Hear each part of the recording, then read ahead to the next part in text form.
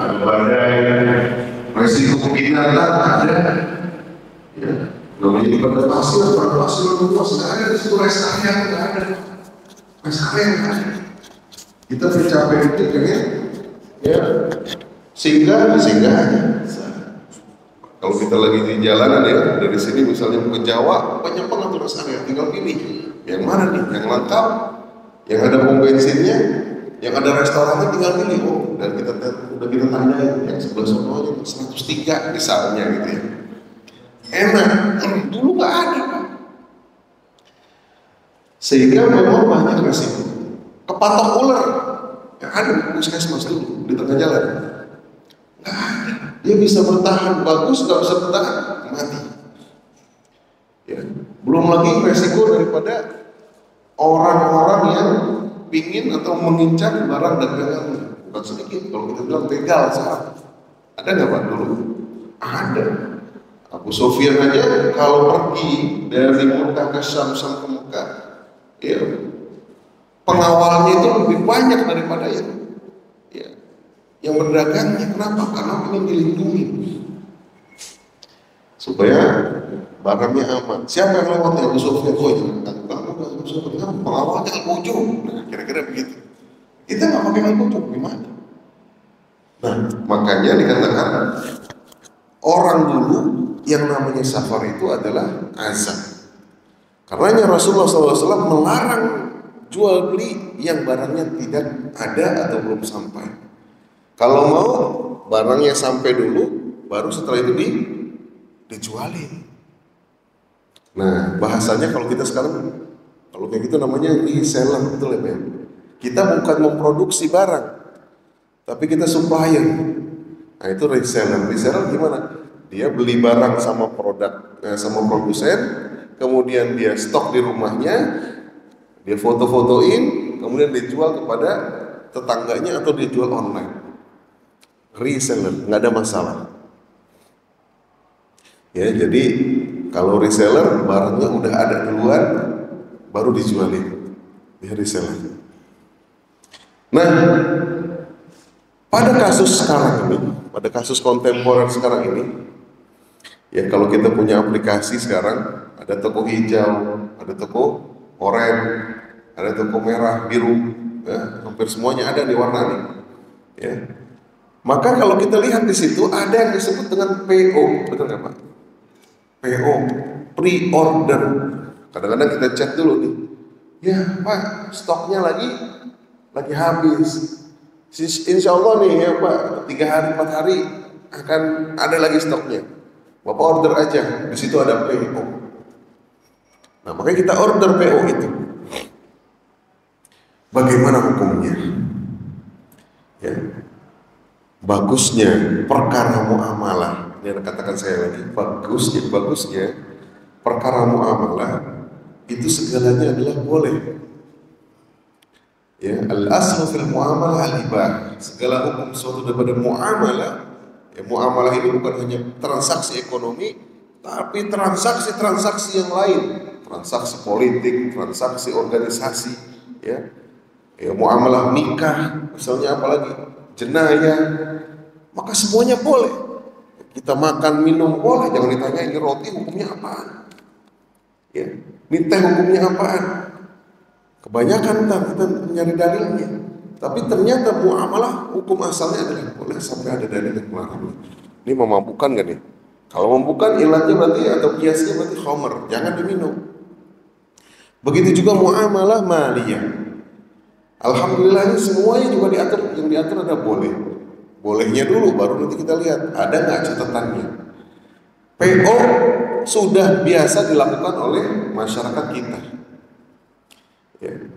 Hampir semua daripada kita punya yang namanya smartphone. Di dalam smartphone itu biasanya ada aplikasi jual beli marketplace. Ini udah kita bahas marketplace.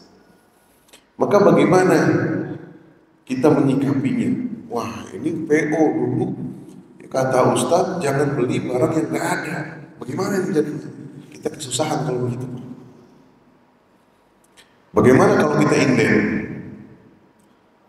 Inden apa namanya? Inden kendaraan, ya Pak ya. Ada inden kita mau beli motor misalnya nih, motor orbit, coba datang, ada nggak cash? Ada nggak kita beli langsung ada barangnya? Kadang-kadang agak susah, Pak, cash apa kredit Pak? Kalau cash nggak ada Pak, kalau kredit ada, betul nggak begitu?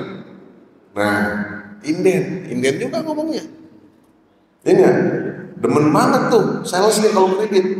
Kalau cash dibilang nggak ada dulu, kenapa? Didahuluin yang kredit. Dibilang nggak ada Pak, inden. Satu, kalau kita mau misalnya beli rumah, kadang-kadang ada juga yang inden, itu nggak Pak? Inden, ini rumah contohnya begini Pak, rumah contohnya. Ya, Bapak kapling sebelah sini, tinggal pilih Bapak, tipe yang kayak gimana? Inden. DP-in berapa? Inden. Nah yang begini gimana? Boleh apa enggak? Barangnya nggak ada. Dan itu sudah biasa dilakukan di masyarakat kita. Makanya hukum di dalam usul fikih itu bukan cuma 4 ya Pak ya. Ya yang 4 ini kan yang disepakati oleh ulama dan imam-imam mazhab kita. Al-Quran, Sunnah, Ijma, dan Qiyas. Tetapi ada hukum yang lain yang ikhtilafkan. Ya contohnya istihsan, istishab, maslahah mursalah, maqasid syariah. Termasuk di situ ada yang namanya al-urf. Urf, al-adat muhakkamah di dalam satu kaidah usul fikih. Adat itu bisa menjadi hukum. Ya, selama adat itu tidak bertentangan dengan syariat Islam atau selama memenuhi prinsip-prinsip syariah. Contohnya yang lain misalnya, biasa kalau di Sabtu Ahad biasa ada kondangan, betul nggak Pak? Ya, ada kondangan. Yang namanya kondangan, undangan menghadiri pernikahan, ya biasanya kita melihat ya, yang calon laki-lakinya selain dia membawa mahar, karena mahar ini adalah wajib, dia biasanya membawa apa lagi? Seserahan, benar nggak Pak? Ada kue, ada apa lagi tuh? Ya, hadiah. Ya, kalau orang Betawi roti buaya kadang dibawa, benar nggak Pak? Ada lagi tas, sepatu, pakaian, selimut, bed cover, banyak tuh yang dibawa kadang-kadang. Ada yang kata 10, ada yang 15, 20 dan lebih biasanya. Dan ini sudah menjadi adat di masyarakat kita. Nah, bagaimana hukumnya dalam Islam? Selama adat itu tidak bertentangan dan itu sebetulnya adalah sunnah tahap saling menghadiahkan kalian, maka kalian saling akan mencintai. Kalau kita Pak nggak bawa begitu-gituan Pak, pertama karena kita mengamalkan ya yang diamalin kan cuma maharnya doang kita bawa, seserahannya kita nggak bawa. Ya, selain itu biasanya laki-laki ya membantu apa namanya ya, kita bilang kalau misalnya yang perempuan itu mengadakan di gedung atau di rumah gitu ya, atau di gor misalnya, kadang-kadang ada bantuan dari laki-laki, betul ya Pak ya? Ada bantuan ya. Saya saweran, saya sumbangan ya, saya sumbangan nih buat nanti acara walimatul urus dari kami misalnya 30 atau 20 atau berapa gitu misalnya. Selain seserahan, nah itu udah biasa. Bahkan itu sebetulnya membantu pihak perempuan dalam yang mengadakan walimatul urus. Dia nggak sendirian menanggungnya tuh. Nah yang seperti ini gimana? Apakah ini harus ditinggalkan gitu ya kira-kira? Karena ini nggak diatur, ditinggalin aja dah. Yang kan yang diwajibin kan cuma mahar.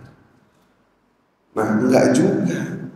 Kalau ini sudah menjadi tradisi adat yang baik dan itu juga meringankan satu pihak, bahkan itu menyenangkan hati ya pihak perempuannya, maka ini sebetulnya menjadi hukum walaupun tidak ada di dalam sumber-sumber hukum Islam.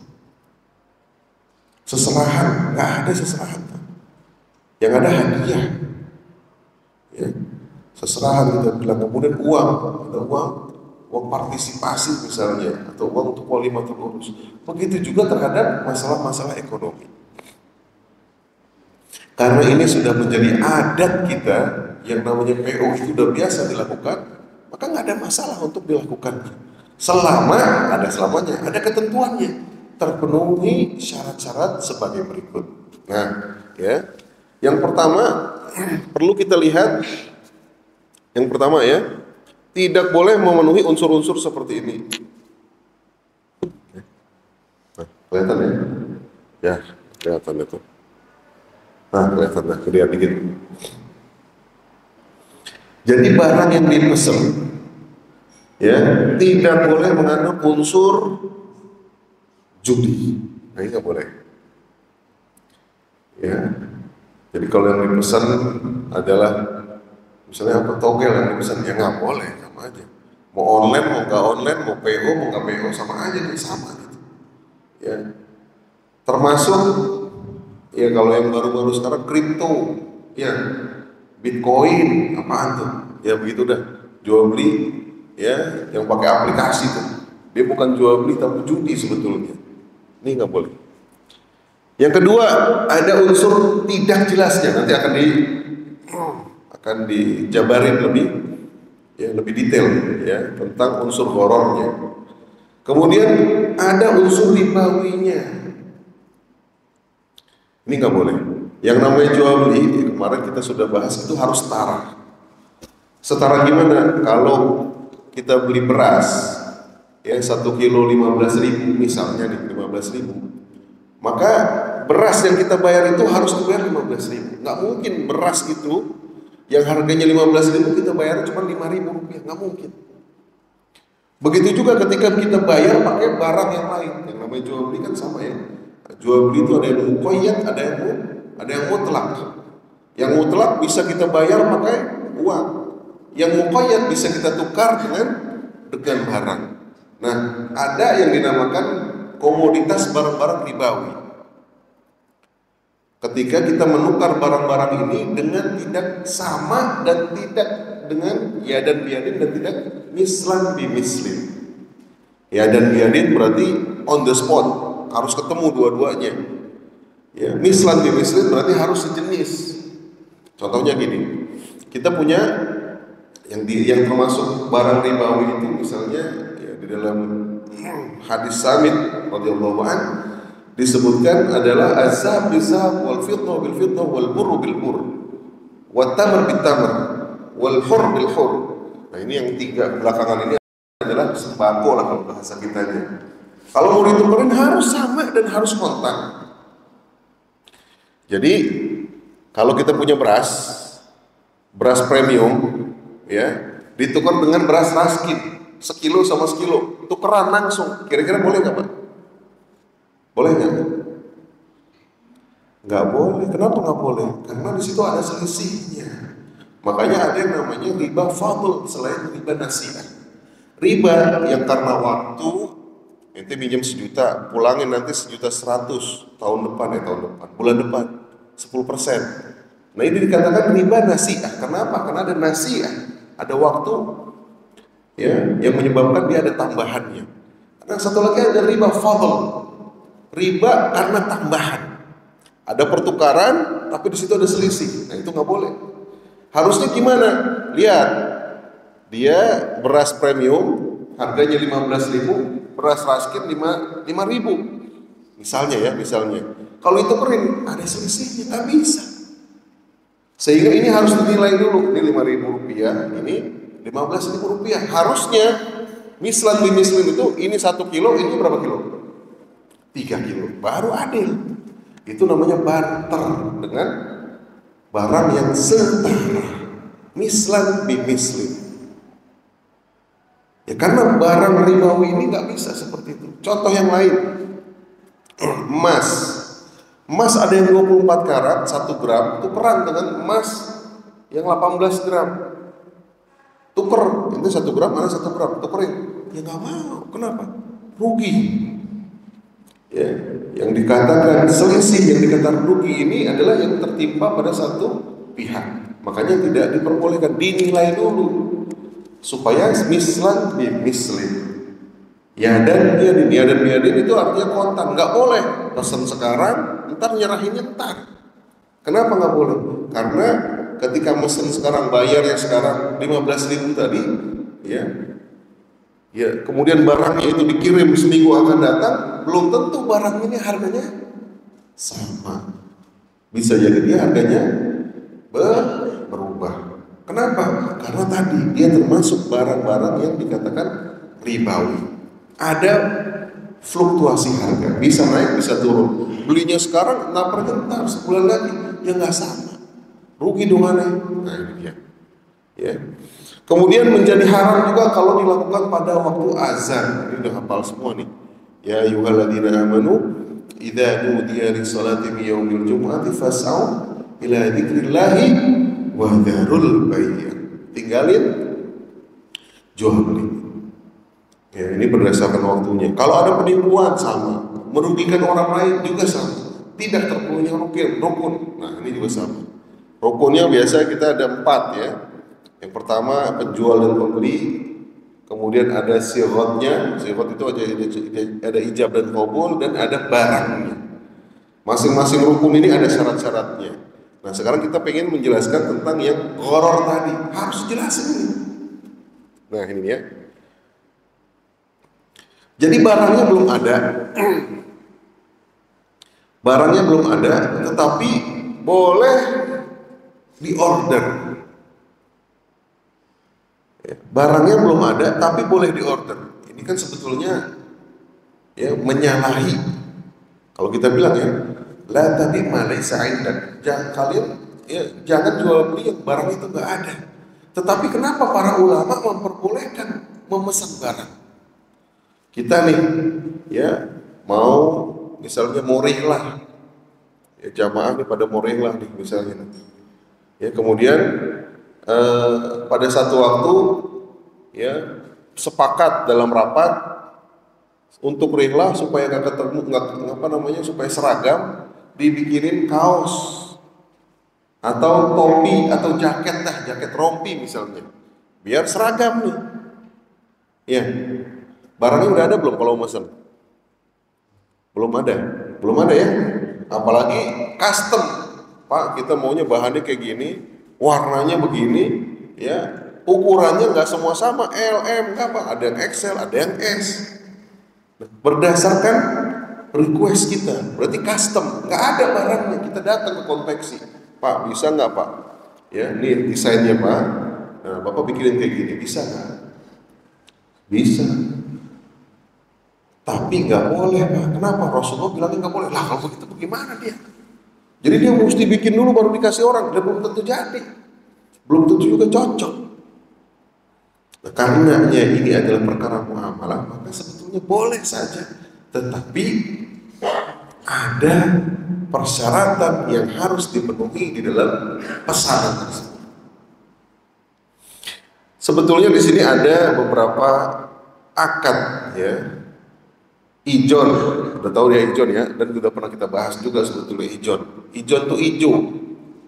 Apa itu ijon? Ijon, jual beli ijon. Ada nih dulu bahasa orang dulu nih. Jual beli apa nih ijon? Jual beli yang belum matang ya Pak ya. Ya, buahnya belum matang, hasil pertanian belum matang, udah dibeli. Ya.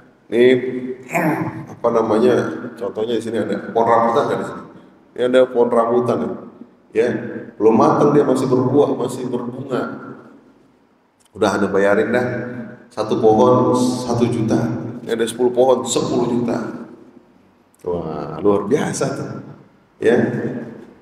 Ternyata nanti pas lagi panennya ya buahnya lebih banyak daripada biasanya. Rugi nggak tuh? Yang rugi siapa kalau kayak gitu? Yang punya pohon. Ya, ngapain jual dulu ya? Ya, mendingan sekarang ada jual nih. Ya, lumayan nih satu pohon bisa dapat 3-4 karung. Sekarung 1 juta, 4 juta. Ya, rugi dah gua dah. Nah, bisa juga jadinya. Ya, ada kejadian-kejadian yang tidak diduga-duga. Mungkin nggak terjadinya hujan besar, banjir, mungkin nggak? Mungkin. Atau misalnya nggak banjir, hujannya gede, petirnya banyak, jeder, kena tuh pohon, jeder, satu patah, jeder, dua patah, mungkin nggak? Ya, patah, sebagian ya kena petir. Ya, hujannya besar, anginnya besar, kemudian kena petir lagi, ya, ya. Yang selamat tinggal satu dua pohon, yang rugi siapa? Pembeli. Pasti masih ada resiko di situ. Makanya di sini jenisnya nggak jelas, ukurannya nggak jelas, mutunya nggak jelas, jumlahnya, pembayaran jelas lah. Pengirimannya kapan dia nggak tahu, namanya masih berbunga. Ini berapa bulan lagi nih? Udah, ya paling sebulan lagi kali. Nggak tahu, secara spesifik dia nggak tahu waktunya kapan dikirimnya. Apalagi garansinya. Ya, bagaimana kita mau garansi? Yang punya pohon ada garansi ya? Wah nggak bisa, namanya hijau nggak ada garansi. Ente beli 1 juta, untung ente, rugi ente, nggak boleh, gharar di situ. Ya, ini yang pertama, tidak diperbolehkan. Kenapa? Banyak ghararnya. Gharar itu, ya, memang ulama membagi menjadi 3. Ada gharar mukhaffafah, kayak ini aja nih, kayak apa namanya, kayak bab taharah saja ya. Ada yang gharar ringan, atau gorornya kecil, ada gorornya sedang, ada gorornya yang berat. Yang dihindari itu yang sedang ke berat. Kalau yang sedang masih bisa kita hindari. Yang berat nggak bisa hindari, ya sudah ditinggalkan, harus ditinggalkan. Contoh yang berat, tadi yang berat, ya, yang berat, yang apa namanya, yang gorornya besar, yang betul-betul kita nggak tahu. Ini barang ya 50-50. Nah, ini berat. Beli kucing dalam karung kalau bahasa kita, atau beli buah yang dalam plastik hitam. Nih, mau nggak ente beli sekilo? Kalau di pasar sekilo 10.000, 100.000 misalnya nih ya. Sekilo 100.000, ini ada jual 50.000 setengah harga. Tapi kita nggak tahu barangnya. Nggak apa-apa dah, bayarin. Pas bawa rumah, busuk semua. Ya kan kita nggak tahu. Atau ada sebagian yang bagus tapi rugi juga. Nah ini nggak boleh. Kita nggak boleh kayak gitu. Kemudian gharar yang pernah Anda sebutkan, kalau contoh-contoh klasik, burung yang lepas, pernah ya? Nah, contohin ya. Burung yang lepas atau unta yang terlepas. Kemudian ya kan kemarin Anda hilang sama ente, ya. Bayarin aja tuh burung, di tetangganya ngomong, bayarin tuh burung kemana? Ada demen tuh burung. Sekarang dia lepas, dia lagi dimandiin, dia lepas, terbang. Tapi karena tetangganya itu memang pingin banget punya, udah biarin dah. Ya walaupun lepas, Anda bayarin juga dah. Ya, sini kandangnya sini Anda bayarin. Kalau dulu harganya 1 juta, Anda bayarin separuhnya atau sepertiganya 300.000, tapi kandangnya sini. Ntar Anda cari tuh, ya, Anda berkeyakinan burung itu balik, ya, diapain gitu, horor itu, ya, bisa jadi balik, bisa jadi nggak balik. Gedean mana kira-kira? Gedean baliknya apa gedean nggak baliknya? Hah? Gedean nggak baliknya. Tuh coba. Kalau ente mau jual ada barangnya nih barangnya. Atau pernah Anda contohin, misalnya kita lagi ke Pulau Seribu nih. Di Pulau Seribu banyak ikan, lagi ya, banyak pemancingan tuh, ya. Apa namanya, ada makanan sebar, banyak banget ikan, pada ke atas.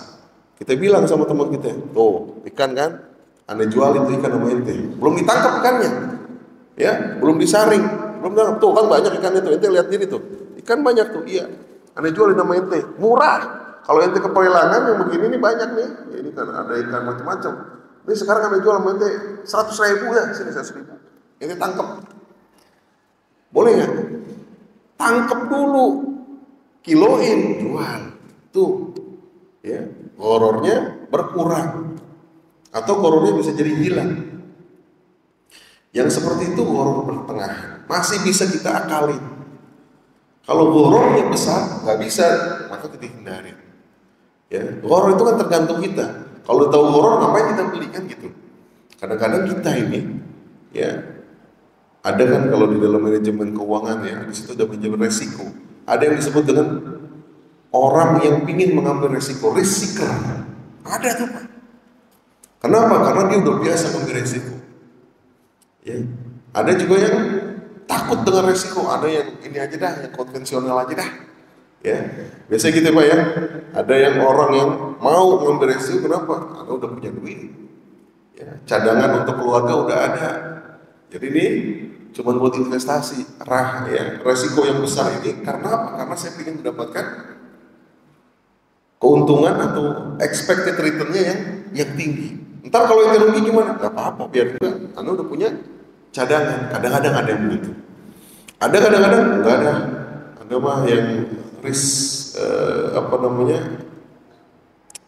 yang sedang-sedang aja dah, atau yang rendah-rendah aja dah. Gak apa-apa dah Anda dapat keuntungan dikit. Kenapa? Karena Anda khawatir resikonya bisa mempengaruhi ya rumah tangganya.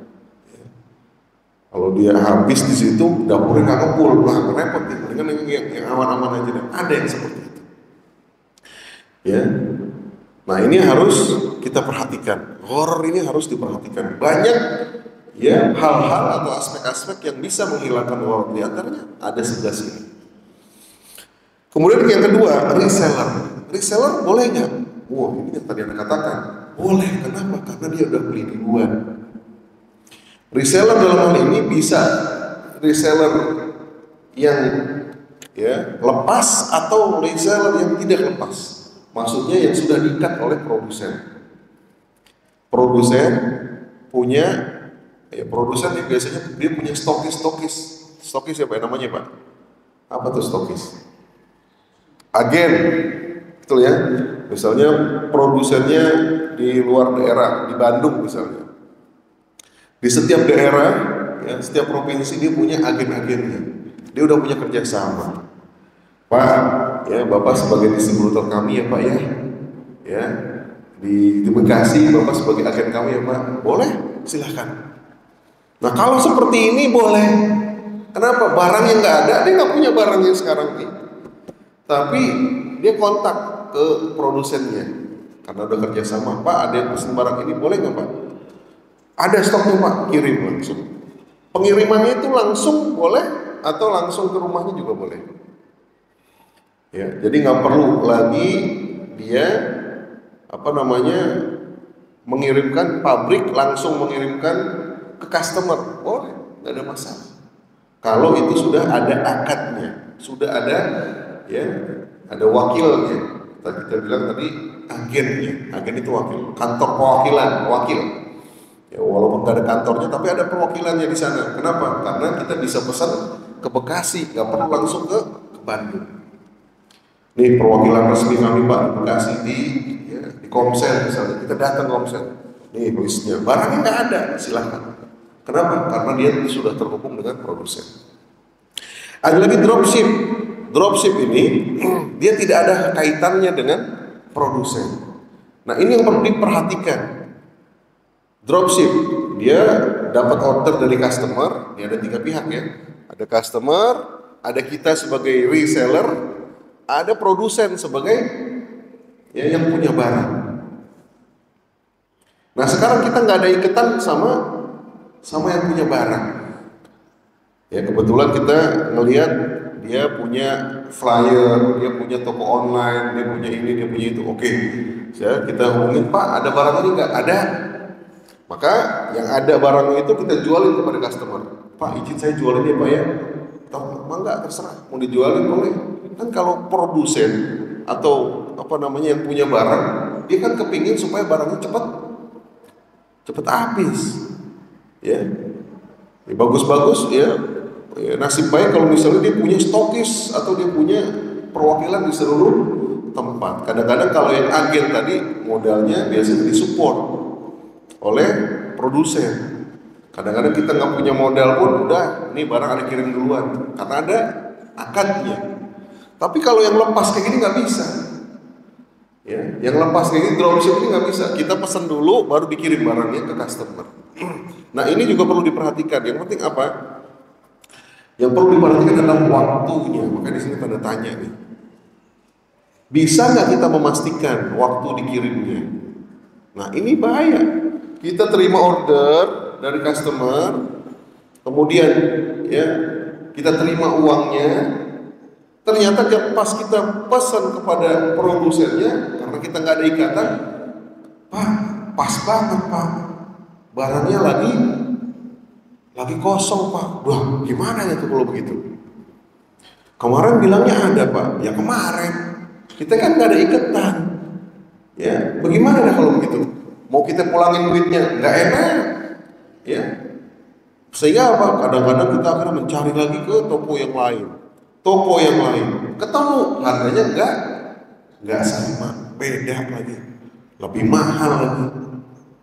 Atau barangnya nggak ada yang sama dengan persis yang barang yang seperti awal yang dijanjikan. Toko yang pertama dia nggak ada barang yang habis, harus kita kirim kepada customer. Customer udah bilang, Pak ini udah 3 hari Pak, belum dikirim juga Pak.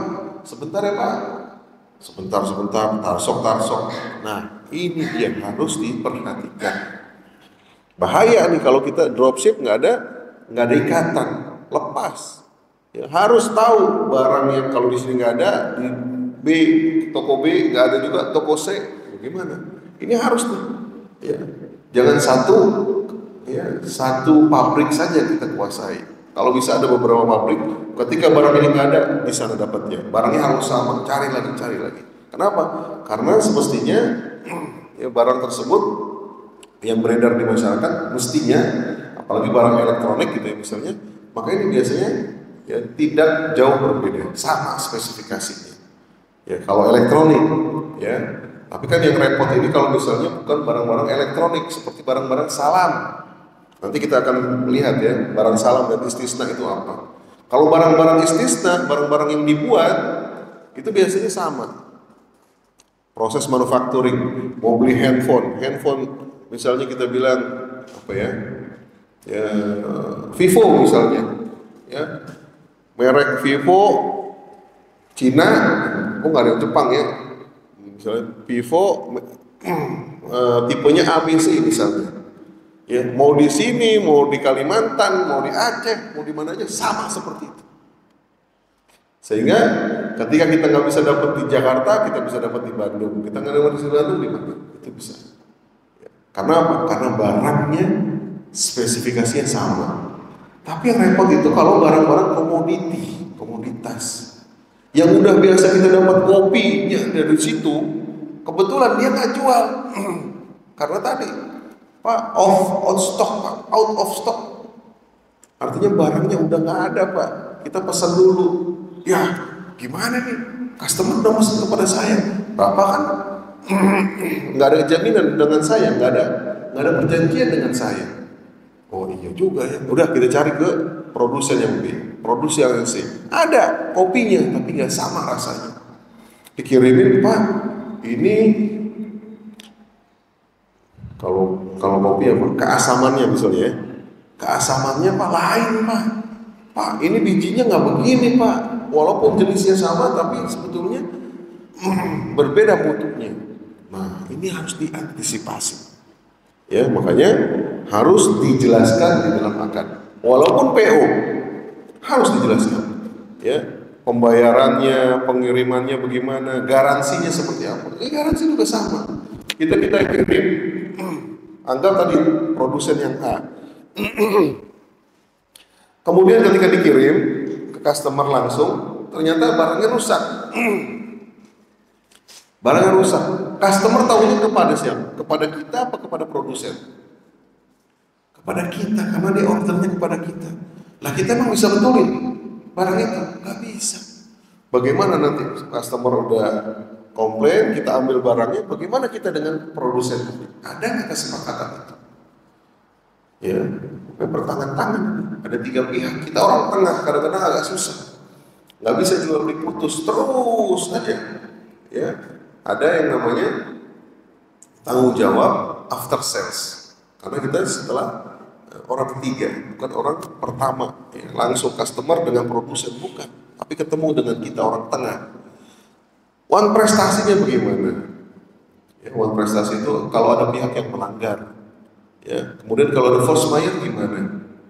Ya, ada kejadian-kejadian seperti tadi yang tidak diduga-duga, bencana alam, keadaan terpaksa, ya, tsunami misalnya, gempa bumi misalnya. Bagaimana nih? Order udah dipesan, barang udah diterima, barang belum diterima, uangnya udah masuk. Gimana caranya? Ya, apakah itu harus dikirim atau tidak? Atau harus dikembalikan? Ya, nggak mungkin kalau lagi pas gempa, ya gempanya bukan di satu pihak, satu rumah doang, tapi hampir satu desa yang kena gempa, semuanya kena. Ya, nah kan harus dibicarakan. Ya, tidak bisa lepas tangan aja, Pak, mohon maaf Pak, habis gempa Pak, antar aja dah, habis gempa, habis ada rekonstruksi lagi. Ya, nah ini harus dibicarakan. Adapun ya solusinya ada yang disebut dengan PO salam atau PO istisna. Salam disebut juga dengan salaf. Didahulukan pembayarannya, barangnya belakangan. Makanya ada PO salam. Yang salam ini berkaitan dengan barang-barang yang pertanian, ya, perkebunan. Nah ini yang sifatnya adalah Allah yang buatin barangnya. Allah yang buatin barangnya, bukan kita yang buatin barangnya. Kalau istisna dari kata-kata sona'an, sona itu artinya membuat, ditambah alif sama sin, istisna. Ya, kalau yang lain istighfar, istighosah, artinya apa tuh? Meminta ampun, meminta dibuatin. Jadi barang yang nggak ada, tapi kita minta buatin, boleh nggak? Boleh. Ini namanya istisna. Cuma beda barang aja. Yang satu barangnya adalah komoditas pertanian, sembako. Yang satu lagi yang berkaitan dengan pabrikasi atau ada proses manufaktur di situ, ada proses pembuatan di situ.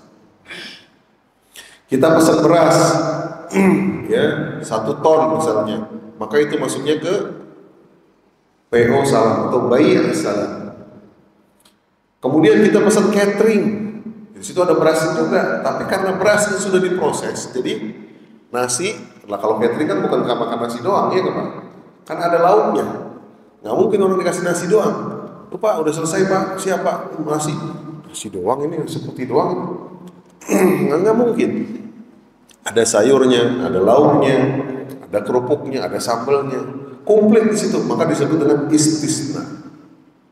Boleh, ya dua-duanya kita pakai. Ya, jadi bagaimana ya, menghilangkan horornya tadi, maka harus dicantumkan sekurang-kurangnya ada 11 aspek ini. Ini jadi pasal nanti. Kalau kita bikin tadi ya, mau bikin baju misalnya tadi, maka ini salam atau istisna? Bikin baju. Bikin baju salam atau istisna? Istisna. Maka datang ke toko baju atau datang ke konveksinya, kemudian nyatakan di konveksinya itu, Pak, kita pengen bikin baju, desainnya nih Pak, nih udah dibuatin. Oke, desain berarti dalam kertas. Tapi kan di situ ditulis jenisnya Pak, bahannya katun. Ukurannya Pak, kita bikin misalnya jumlahnya di situ ada 100, ya, 50 M, yang lagi 20 XL, 30-nya sisanya S misalnya. Totalnya terpenuhi 100. Mutunya kayak gimana? Jenis barang itu juga macam-macam. Ya, katun ada katun yang berapa tuh ya? Ada yang tebal, ada yang tipis, betul ya? Ada yang adem, ada yang nggak adem, mungkin ya. Ada yang nyerap keringat, ada yang tuh tinggal sebutin aja tuh. Ya, yang seperti apa? Jumlahnya tadi 100 biji, 100 pieces. Harganya berapa? 100 pieces itu harganya berapa? Tentukan di awal. Kemudian bagaimana cara pembayarannya? Ya, biasanya orang kalau yang namanya PO itu ada DP-nya, betul nggak Pak? Mau nggak kita bayar lunas? Kalau kita percaya bayar lunas nggak ada masalah. Kadang-kadang juga kita kurang ya, enggak ya. Ya, biasanya juga kalau yang namanya PO itu bayarnya ya bertahap, 2 tahap kah, 50-50 atau 3 tahap kah, 40-30-30 berdasarkan kesepakatan pembayaran. Waktu pengiriman, ya waktu di sini bukan pengiriman, waktu jadinya kapan, berapa lama Pak? Kapan selesai dibuatin? Oh, untuk 100 pieces ini ya mudah-mudahan 1 bulan sampai 2 bulan, 2 bulan dah, 2 bulan ya. Maka kalau lebih daripada 2 bulan bagaimana? Dicantumin itu dalam pasal. Kemudian bagaimana pengirimannya? Ya karena ini di Bandung, Pak, kalau udah selesai 2 bulan tadi langsung anak kirimin Pak. Ya pakai ya misalnya travel ya, dikirimin langsung ke tempat Bapak. Nggak pakai JNT langsung Pak. Ya hari yang sama saya packing kemudian dikirimin. Kemudian bagaimana garansinya? Ya, garansi barang kalau ada yang benang yang kusut atau ada bolong misalnya, atau ada cacat dalam penjahitan, bagaimana? Dipulangin, dibanerin, kemudian dikembalikan, atau diganti baru misalnya. Wah Pak, yang kayak gini nih udah Pak ada komplit Pak, kenapa? Bolong Pak, bolong. Apa bolong ya? Oh ternyata nih bekas disundut rokok nih, bekas api nih. Orang nggak mau terima, ya nggak bisa dibetulin, kembaliin, disepakati. Ya, ada air disepakati. Atau pas dicuci, yang misalnya kita bilang hiru misalnya, pas dicuci pada luntur. Padahal akadnya nggak luntur, ya nggak mungkin luntur bahan kayak gini. Ini bisa awet sampai 5 tahun, mestinya nggak luntur. Ini baru sekali pakai, pas dicelepin udah luntur, nggak bisa kayak gitu. Dikembalikan, ya boleh ditulis dan itu menjadi catatan kita. One prestasi, bagaimana kalau salah satu pihak melanggar? Baik bisa dia melanggar dari sisi yang penjahitnya ataupun dari sisi pembelinya. Penjahitnya tadi ya harusnya bahan yang nggak luntur dia kasih yang luntur. Harusnya bahan yang bagus mutunya dia kasih yang nggak bagus. Ya harusnya tepat waktu 2 bulan dia molor 3 bulan. Nah itu dia. Ya, jangan sampai kelewatan kayak gini. Kemudian dari sisi pembeli harusnya dia 3 kali pembayaran 40-30 berdasarkan progres, ternyata dia nggak bayar, baru 40 doang. Waduh, Pak susah nih Pak ditagihinnya Pak nih. Ya, ini yang pada mau jalan ini pada cancel kayaknya Pak nih. Wah gimana dong? Ya, saya perlu beli material dan saya perlu gaji orang-orang Pak. Ini barang udah saya cetak separuhnya masa nggak jadi? Nah ini juga harus ditulis. Ya, yang terakhir ada force majeure tadi. Kalau ada sesuatu yang terpaksa, ada sesuatu yang tidak bisa diduga-duga terjadi, ya, misalnya banjir tadi, gempa bumi, misalnya kebakaran termasuk tuh, ya, karena bukan kelalaian, ya, kebakaran bukan di rumah kita di sebelahnya, tapi anginnya kemari akhirnya keikutan kebakaran, force majeure. Bagaimana? Apakah kita ganti 100%? Ya, karena ini kejadian yang tidak diduga-duga Pak, saya nggak pernah Pak pingin ngebakar ini barang. Jangankan punya barang Bapak, punya barang yang lain juga kebakar. Bahkan bukan cuma barang Pak yang kebakar, rumah saya juga kebakar. Ya sekarang saya pikirin dulu Pak, saya mau tinggal di mana. Nah bagaimana nih force majeure? Ditulisin. Kalau tidak ada kesepakatan, ya maka dicapai dengan musyawarah. Ini kalau kita ngomongin 100 pieces Pak. Kalau skalanya skala negara, bukan 100 pieces, 100 ton misalnya atau 100 kontainer misalnya, kan banyak tuh. Atau melihat kapal-kapal tongkang yang bertumpuk-tumpuk, di situ ada kontainer, benar nggak Pak? Itu kan sebetulnya barang di dalamnya. Atau apakah barang yang diekspor ya, ke luar negeri, misalnya dalam bentuk misalnya rempah-rempah, ya, atau misalnya produk-produk hasil dalam negeri yang diekspor ke luar negeri, ya, misalnya lukisan-lukisan atau misalnya furniture, karena kita banyak ya kayu bagus, kayu mahal. Atau impor barang-barang dari luar negeri masuk ke dalam negeri kita. Nah itu kan dalam skala yang sangat besar. Satu kapal bisa lebih daripada ratusan ton, ratusan kontainer yang nilainya itu bukan lagi 1-2 miliar, tapi mungkin puluhan atau ratusan miliar sekali kirim. Ya, nah ini yang perlu kita ketahui. Jadi apalagi yang namanya pesan daripada luar negara, ya nggak mungkin ya semuanya harus ready stock dulu, kita ke sana ready stock baru dikirim, nggak mungkin. Pasti kadang-kadang juga ada yang PO ya dengan pre-order atau dengan pesanan. Ini yang bisa Anda sampaikan. Jazakumullah, tafadhol jika ada yang ingin didiskusikan atau ditanyakan.